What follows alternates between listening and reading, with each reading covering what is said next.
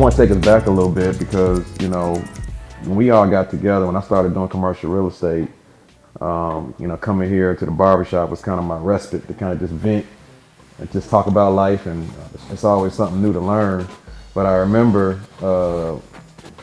when Georgia State Credit Union got acquired by Georgia's own credit union, all this time, Tyrone, I've been knowing you or seeing you, I never knew you worked for the bank. And I remember the day I was getting my hair cut, you came in and you were giving out suite tickets to the Hawks games to some of the barbers to attend the game with you.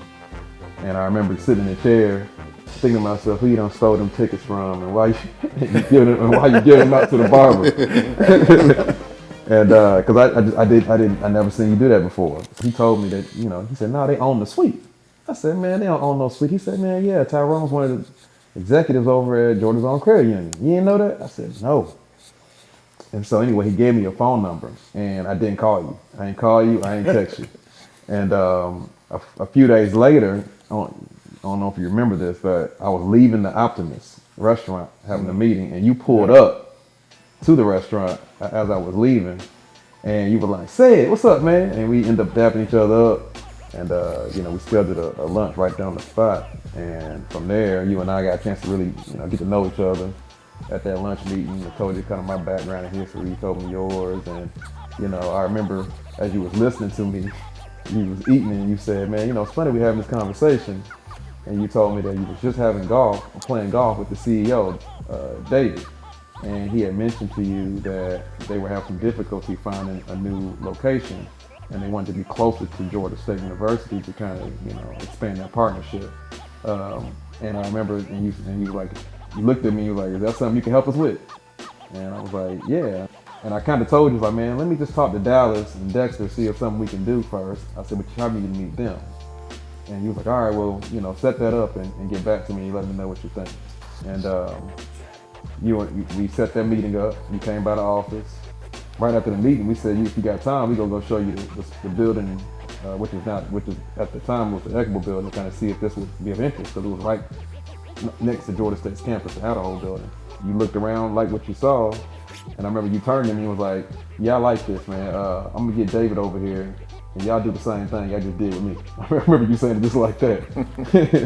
And you know, long story short, David came by the office a couple weeks later with his team and you, and we did the same thing and showed him the space. And after that, you know, David came back, you know, said, hey man, you know, can y'all get this done for us? And you know, long story short, it got done, and we talked about signage.